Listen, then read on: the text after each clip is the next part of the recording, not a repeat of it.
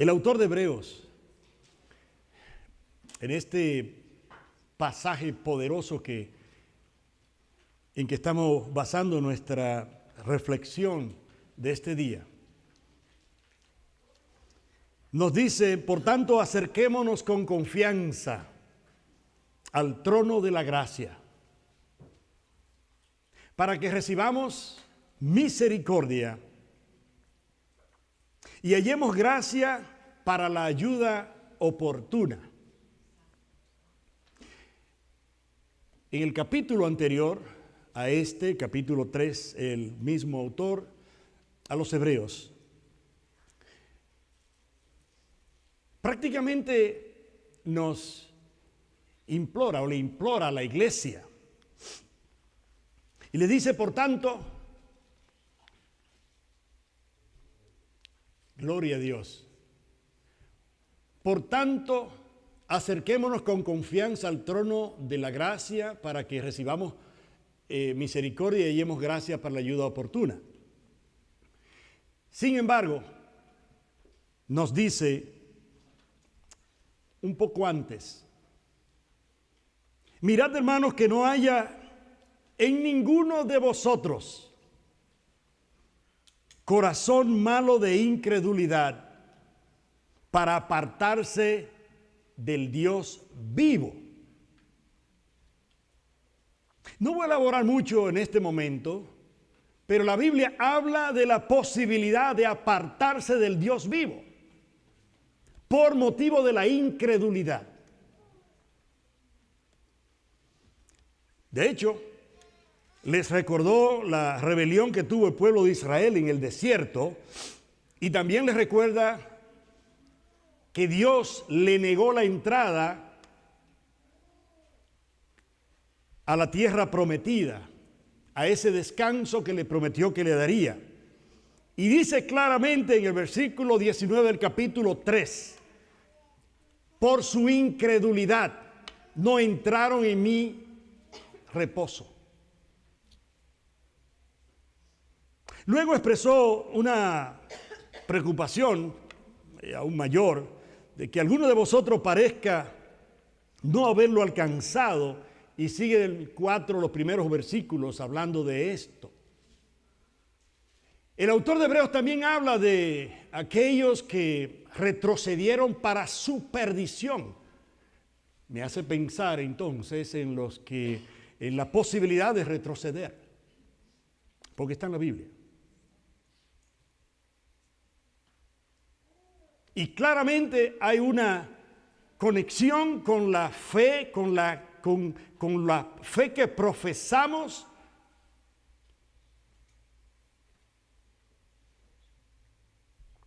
Y luego nos dice más adelante, capítulo 4: procuremos pues entrar en aquel reposo. Hablamos la semana pasada del reposo verdadero, que para nosotros, para la iglesia, hoy es Cristo Jesús. Lo anterior fue sombra de lo que iba a venir. Nuestro verdadero reposo, nuestro verdadero descanso, verdadero Shabbat es Cristo Jesús. De esto hablamos, ahora podemos entendernos mejor. Procuremos pues entrar en aquel reposo para que ninguno caiga en semejante ejemplo de desobediencia, dice la palabra de Dios. Y continuó diciendo, aún más todavía: la palabra de Dios es viva y eficaz, más cortante que toda espada de dos filos, y penetra hasta partir el alma y el espíritu, las coyunturas y los tuétanos, discierne los pensamientos y las intenciones del corazón. La palabra de Dios. Estamos hablando de disciplinas espirituales. Y en las semanas siguientes vamos a hablar de la importancia de no confiar en nosotros mismos. Hoy tantas cosas compiten por nuestro tiempo. Y vamos a hablar de las diferentes disciplinas espirituales, la oración, la palabra, el ayuno. Ya empezamos a hablar del descanso, del sabático. Ahora vamos a ver a dónde nos lleva el texto.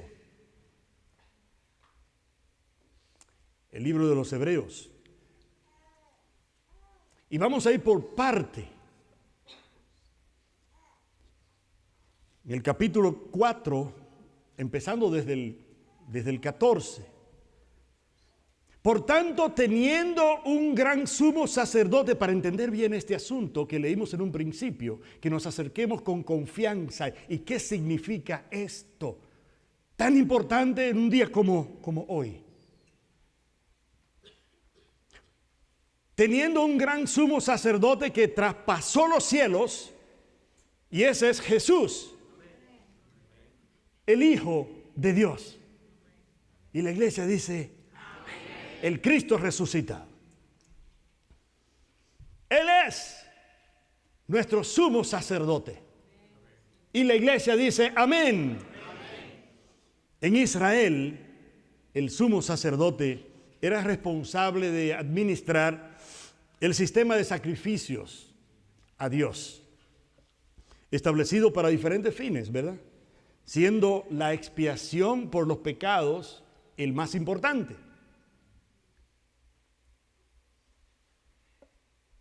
Solo el sumo sacerdote podía tomar esas ofrendas que el pueblo traía y presentarlas a Dios para recibir el perdón de sus pecados.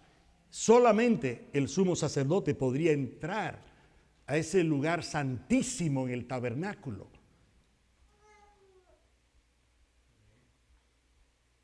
Era tan serio el asunto que, como muchos de ustedes ya saben, esto pasaba una vez al año.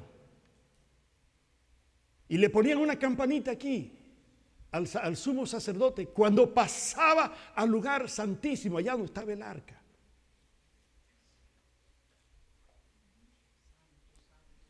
Porque al caminar se sabía que todavía estaba vivo. Porque si no estaba completamente agradable delante de Dios, limpio. Esa campanita, si dejaba de sonar, era porque la presencia de Dios, de tan serio que era ese asunto. Solo el sumo sacerdote podía entrar en ese lugar santísimo, es decir, a la morada de Dios en el Antiguo Testamento. Y como les dije, solo el día de la expiación por los pecados. No era para entrar cada rato ahí. Este presidía, ¿sabe qué? El Sanedrín. Lo que era la máxima autoridad en realidad en términos de religiosos y aún civiles, sobre todos los asuntos de Israel. Jesús, sin embargo, asume, nos dice el texto, el Hijo de Dios, Jesús, es nuestro sumo sacerdote. Él asumió el papel de sumo sacerdote, el que se presenta delante del Padre, el intercesor, nuestro intermediario con Dios y realmente el árbitro de la salvación. Este mismo autor señala que Jesús es un gran sumo sacerdote, uno que, como leímos, traspasó los cielos. Y cada palabra en la Biblia tiene un profundo peso. ¿Por qué dice, por qué menciona esto?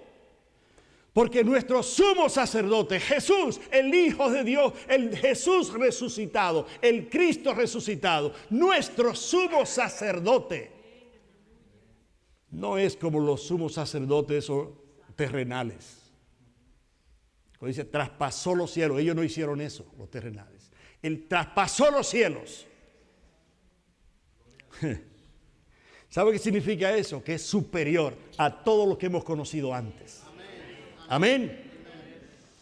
Cuyo acceso a la presencia de Dios se limitaba solamente, todos esos sacerdotes terrenales, a un día en el año, el día de la expiación del pecado.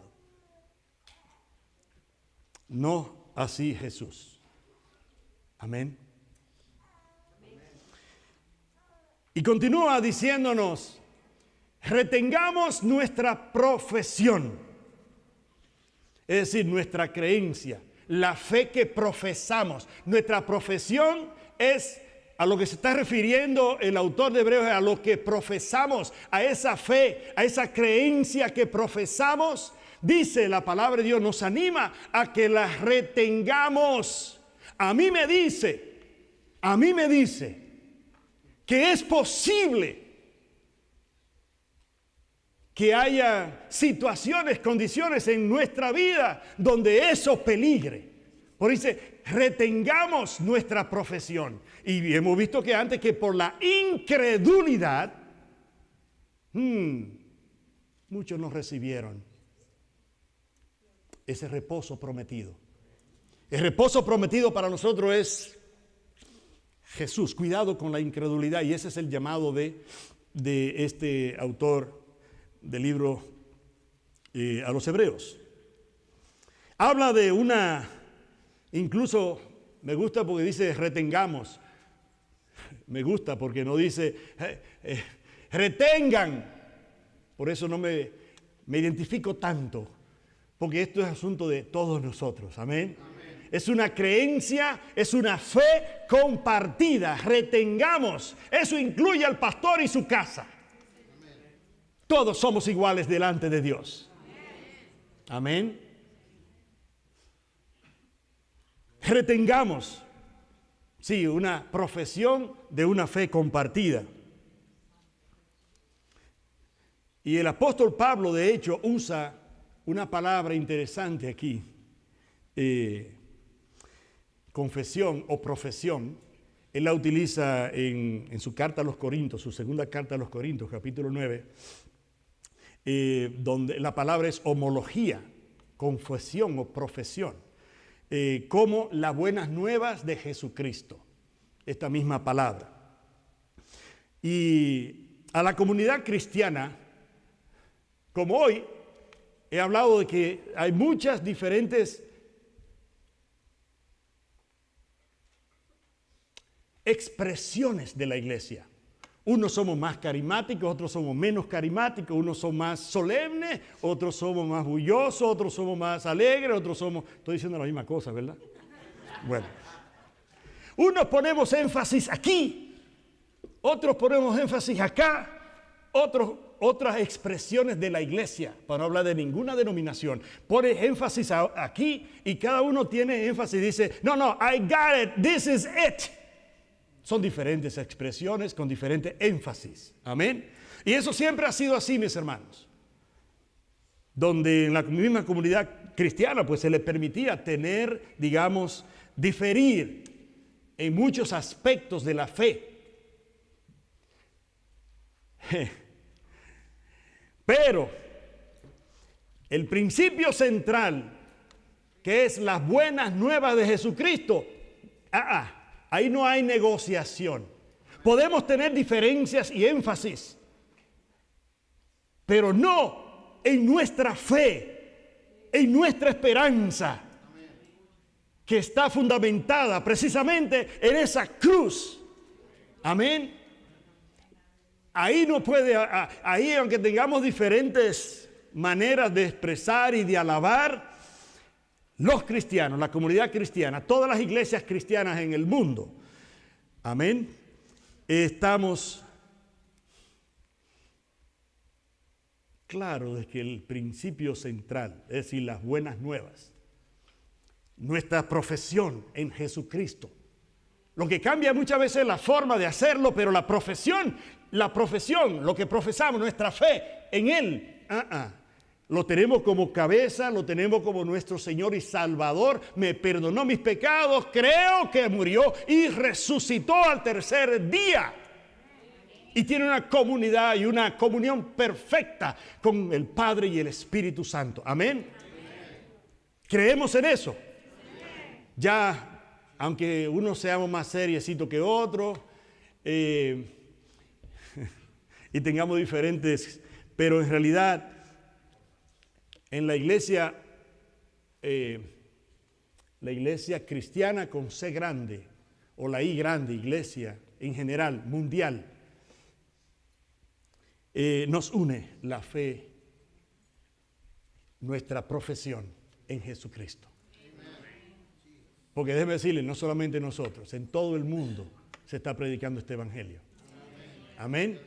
Hay tribus que están glorificando al nombre de nuestro Señor y Salvador, y déjeme decirle, no comen lo mismo que usted, ni que yo, y posiblemente no vista igual tampoco, porque tienen sus culturas, pero allí están alabando y glorificando al Señor resucitado y tienen su esperanza puesta en Él. Y ese que yo no conozco, aunque coma diferente y hable diferente, a lo mejor no ni siquiera nos entendemos, es mi hermano y es mi hermana si tiene a Jesús como su Salvador y perdonador de sus pecados. Amén. Gloria a Dios. El autor de Hebreo dice que, dado que Jesús es nuestro sumo sacerdote que ha traspasado los cielos, podemos y debemos aferrarnos firmemente a nuestra profesión de fe, porque no tiene nada que ver ni siquiera con sacerdotes humanos terrenales. Estamos hablando de algo mucho más mejor. Amén, mis hermanos. Sin embargo, dice esto, más adelantito, comenzando el 15, porque no tenemos un sumo sacerdote que no pueda compadecerse de nuestras debilidades. No tenemos a alguien que no sabe lo que no puede, no me entiende. Dice, no tenemos un sumo. Oiga, Cristo Jesús, el Hijo de Dios. Estamos hablando que Él es el sumo sacerdote, nuestro sumo sacerdote, y que ese no hay nada que Él no pueda entender de nosotros. No tenemos un sumo sacerdote que no pueda compadecerse de nuestras debilidades. ¿Cuántos somos débiles aquí? Yo soy el primero. Gloria a Dios, pero equipados. Somos débiles, pero estamos equipados. Somos débiles, pero nos paramos y seguimos. Somos débiles, pero profesamos a Jesús como nuestro Salvador. Amén. Gloria a Dios. ¿Sabe por qué tenemos, y el autor enfatiza que tenemos un sumo sacerdote que nos entiende, que simpatiza, empatiza con nosotros, porque Él ha caminado en nuestros zapatos? Y aunque usted no diga amén, es así.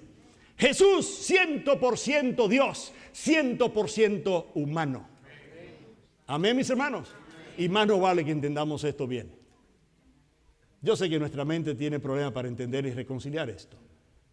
¿Cómo es la cosa? Sí. 100% humano. Por eso dice, no tenemos un sumo sacerdote que no pueda compadecerse de nuestras debilidades. Él ha experimentado, mis hermanos, todo lo que usted y yo hemos experimentado. ¿Cuánto decimos amén? Amén.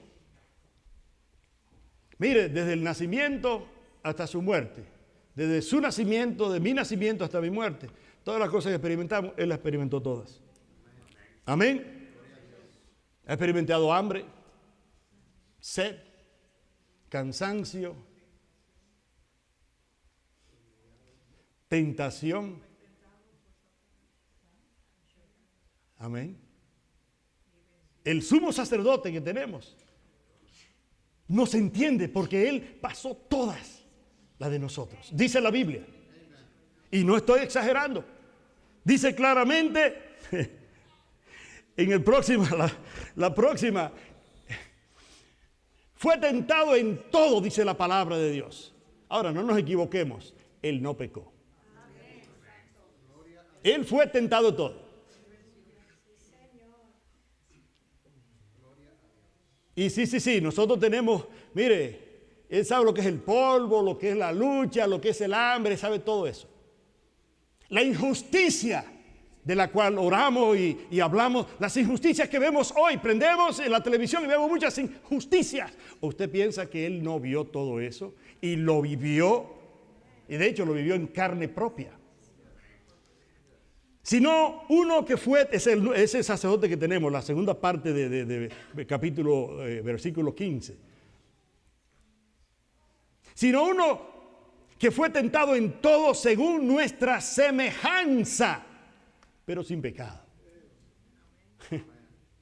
Gloria a Dios. Mis hermanos, cada uno de los evangelios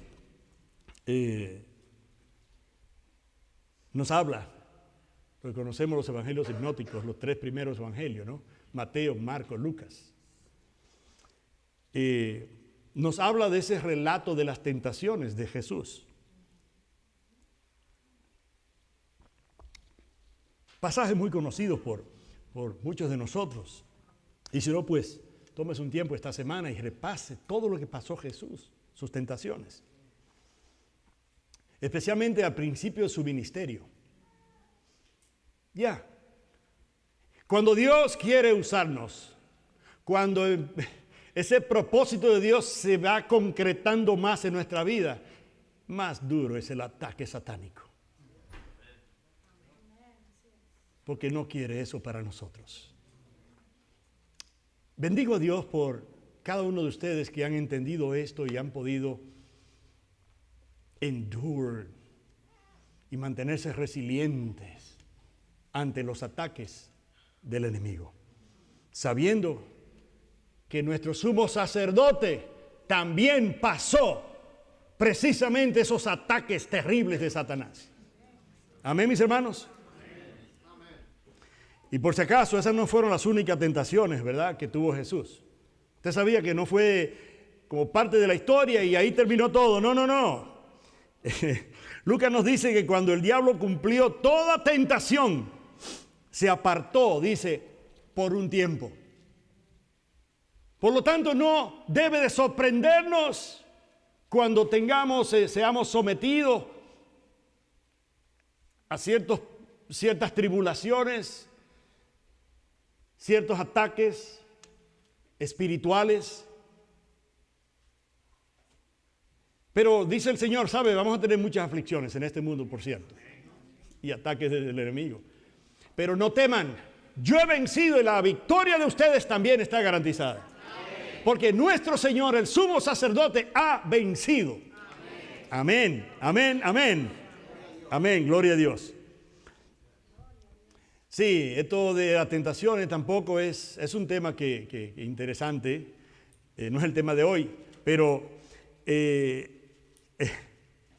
no fue ocasionalmente tampoco. O sea, eso no fue el enemigo, nuestro enemigo Satanás, pues es como si estuviera jugando una partida de ajedrez. No sé cuánto conocen el ajedrez, pero es bastante conocido, ¿no? Es implacable, no es una jugada ahí que para entretenerse, es implacable, porque su propósito es derribarnos. Fue su propósito derribar y desviar, sacar de curso al Señor mismo. Imagínense qué no haría con nosotros. Hasta ese punto es implacable.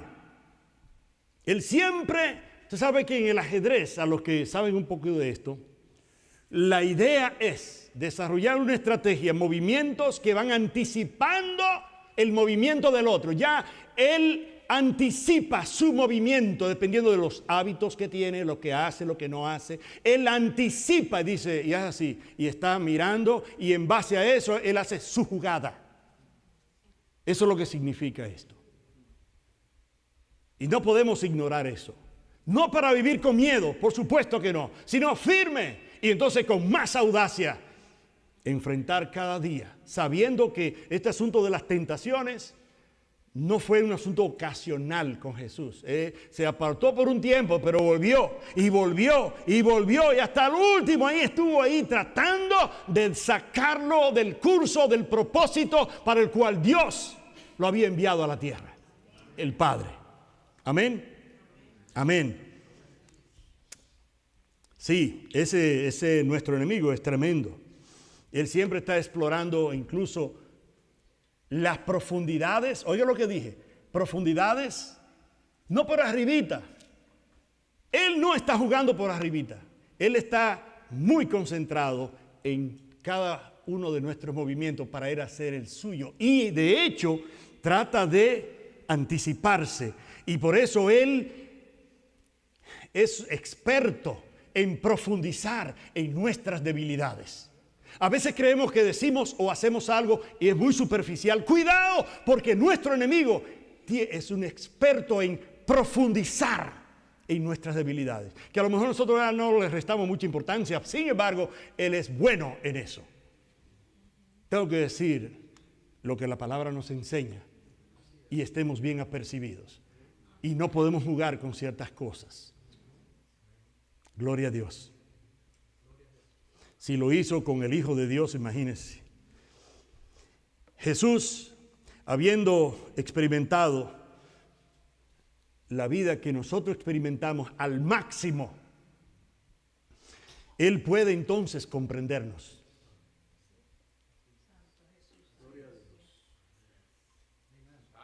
Como Él vivió todo lo que nosotros vivimos, Él puede comprendernos. No tenemos un sumo sacerdote que no nos comprenda. Amén.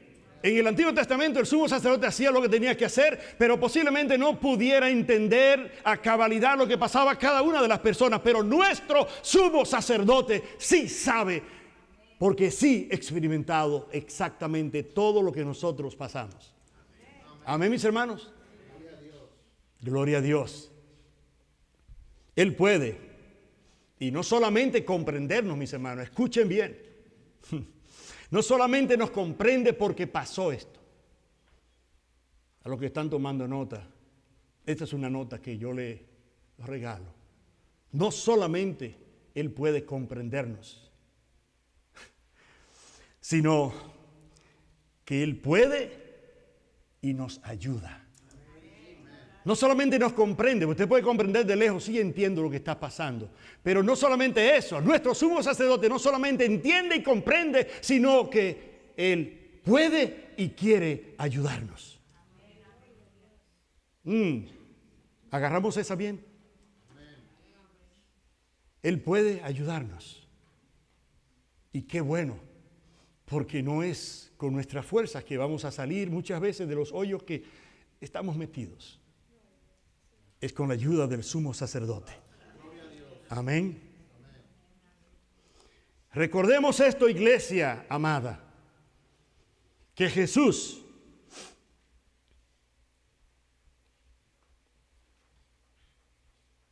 no vino a este mundo. Él no está aquí presente. Él está aquí presente ahora, pero Él no ha venido para juzgarnos ni condenarnos. Ese tiempo llegará. Aprovechemos ahora, porque Él, su misión, la misión de Dios entregada a Jesús, no fue de condenar al mundo, sino salvarlo. Porque de tal manera amó Dios al mundo, que dio a su Hijo unigénito, para que todo aquel que en Él crea no se pierda, mas tenga la vida eterna. Gloria a Dios. Jesús todavía, gloria a Dios por eso. Él está vivo, está aquí. ¿Sabe por qué digo que está aquí, verdad? La Biblia nos enseña cuando estamos reunidos en su nombre, en medio, ahí está Él. Amén. Por eso esa seguridad, esa certeza. Porque todo lo que vemos, todo lo que nos dicen es temporal y se desvanece. Lo que no es temporal y es permanente y es serio y es real es la palabra de Dios, que nos dice que cuando nos reunimos en su nombre, ahí en medio Él está. Jesús, su Santo Espíritu está aquí ahora. ¿Cuánto podemos sentirlo? Gloria a Dios. Gracias, Señor. Amén. Por eso nos dice seguimos el autor de Hebreos en versículo 16. Acerquémonos pues confiadamente al trono de la gracia. La palabra griega para confiadamente está compuesta de dos. Ese acercarse confiadamente está en el original de dos palabras. Una es paz, no con Z, sino con S, paz, que significa todos, todo, perdón. Y resis, que significa hablar. Paz, resis. Cuando miramos ese texto, dice acercarnos confiadamente. ¿Qué está diciendo el autor? En español a lo mejor podemos entender confiadamente, sí, yo sé que vengamos desarmados. Pero eso es mucho más profundo. Paz, resis, significa hablar todo. O sea que no tengo que reservarme nada ni preocuparme por nada, puedo hablar todo. Puedo hablar todo.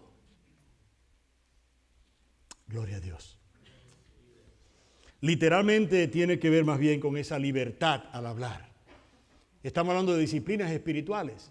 Y esta es una invitación a acercarnos confiadamente a la gracia de Dios. Amén, mis hermanos. Amén.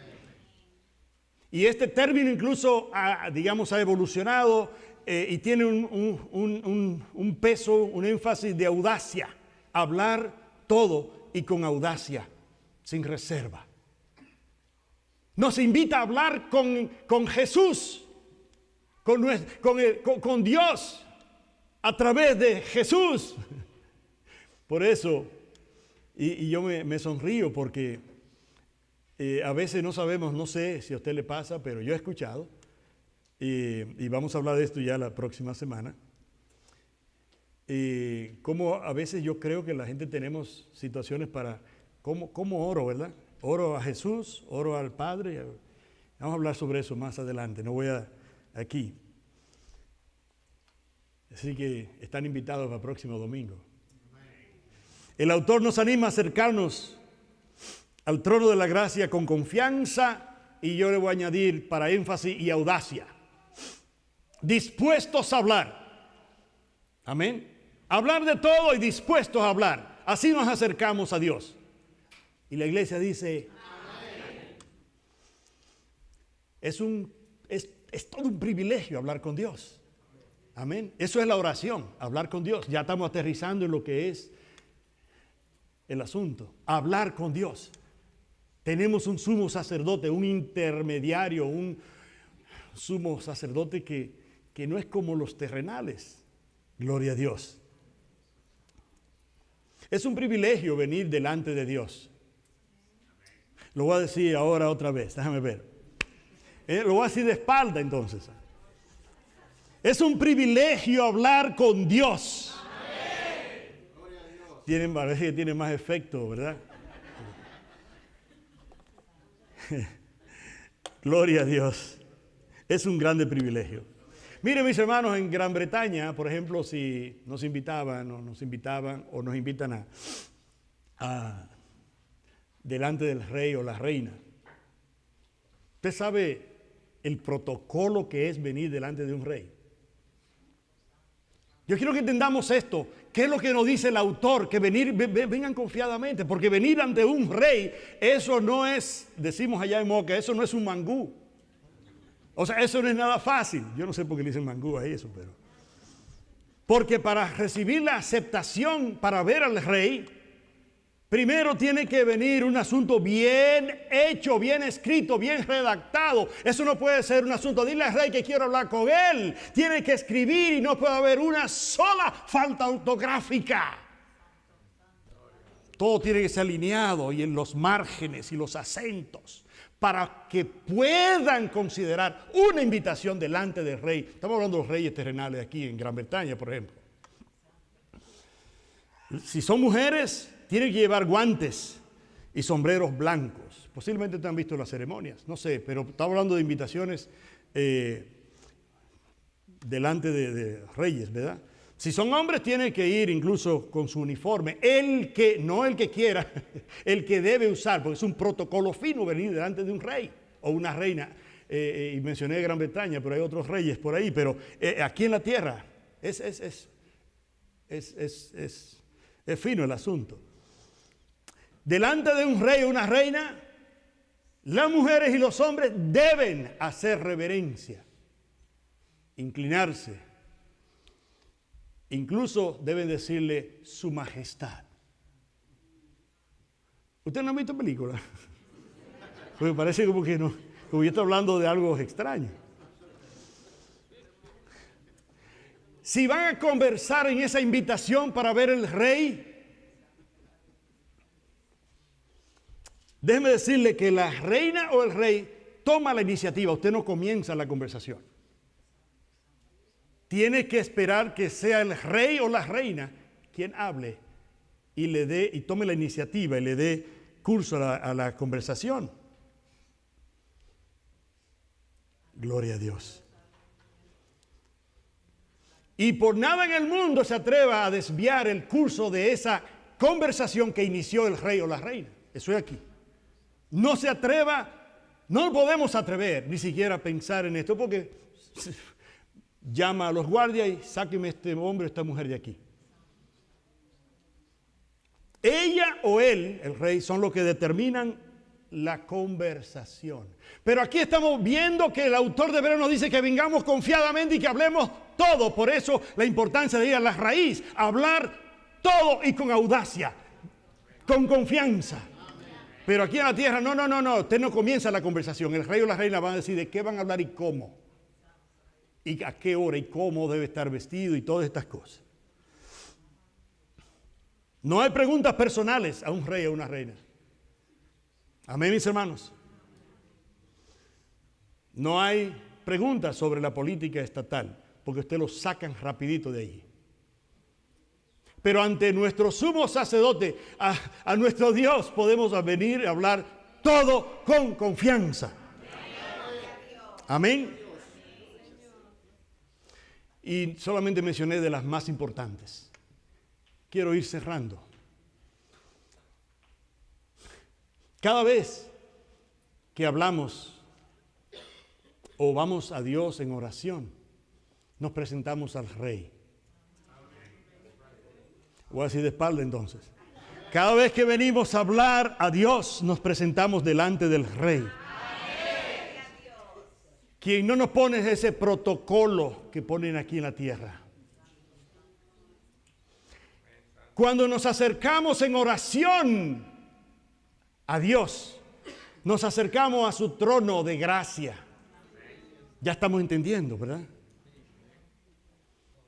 Y obviamente, aunque debemos ser reverentes delante de Dios, aunque podemos hablar todo y de todo y con audacia, no podemos venir tampoco creyendo. Estamos hablando con el creador del universo, de las cosas visibles e invisibles. Y hay que venir con reverencia, por supuesto, pero con confianza. Y lo que nos invita el autor a considerar es precisamente hacerlo honestamente, porque Él nos entiende, porque Él pasó todo lo que nosotros hemos pasado. Los salmos y lamentaciones, escuchamos muchas personas a través de esos pasajes clamando a Dios con dolor. Mire el título, Lamentaciones. Y aún los salmos, cuando era perseguido, por ejemplo, David, muchos de sus salmos. Porque a Dios podemos venir honestos, aún con nuestro dolor, y hablar con Él sobre lo que sea. ¿Cuántos podemos decir amén a esto? Amén. A nadie se nos va a ocurrir guardarle algo a Dios cuando es el que pesa los corazones. Amén.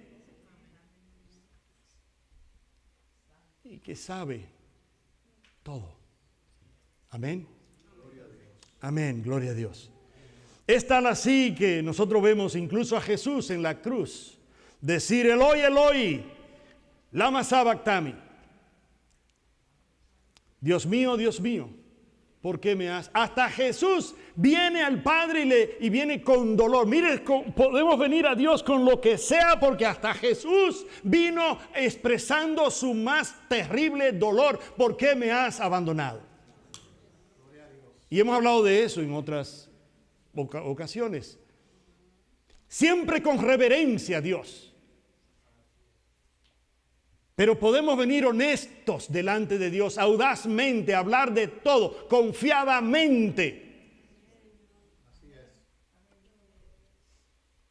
Finalmente, mis hermanos, termina nuestro pasaje Así que para venir confiadamente para alcanzar misericordia y hallar gracia para el oportuno socorro o oportuna necesidad, para pedir ayuda en tiempos de necesidad. Y concluyo diciendo esto. Tanto la misericordia como la gracia implican claramente que nosotros no hemos ganado o merecido el regalo de Dios, porque tanto la misericordia y la gracia, que son intercambiables, tienen un significado, tienen mucho en común, pero no es exactamente lo mismo. La misericordia es, ¿qué es lo que dice? Cuando venimos confiadamente delante de Dios, oiga, para alcanzar misericordia, Dios nos extiende un favor que no hemos ganado, que no nos hemos merecido. No se preocupe por lo que hayamos hecho, venir con confianza, dice, para encontrar esa misericordia en la presencia de Jesús. Y dice, y hallar gracia. ¿Sabe lo que es hallar gracia? Hallar el regalo. No tenemos que comprar, no tenemos que hacer sacrificios extraordinarios, porque es un regalo de Dios. Cuando venimos confiadamente en oración delante de Dios, encontramos misericordia y encontramos gracia en el tiempo de la ayuda. Amén. Gloria a Dios.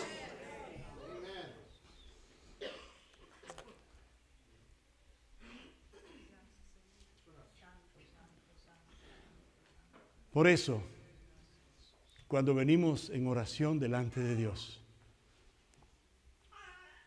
vengamos con confianza.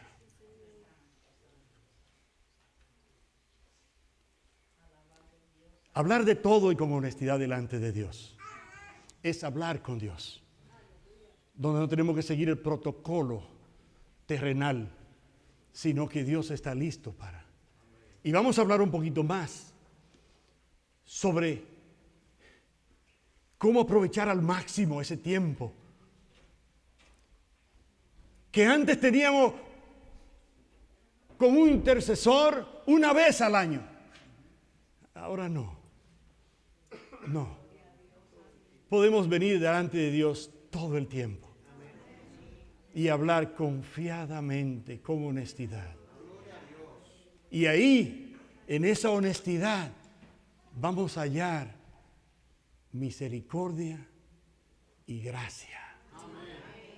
Qué lindo ahora movernos. Salimos de aquí con la confianza de que al venir delante de Dios en oración, vamos a encontrar a alguien que nos entiende, porque pasó todas. ¿Y cómo yo le digo esto a Dios? Por supuesto que ya cuando usted hizo la pregunta, ya Él sabe lo que usted quiere, lo que usted está tratando. Amén. Que Dios nos ayude a acercarnos al trono de la gracia. Acercarse en oración a Dios es acercarse al trono de la gracia. Acercarse a Dios en oración es acercarse al trono de la gracia, acercarse a Jesús. Y lo vamos a hacer con confianza, hablando de todo, siendo honestos, y hallaremos esa gracia y hallaremos esa misericordia para seguir adelante hasta que Cristo venga y vivamos con Él para siempre. Amén. Gloria a Dios.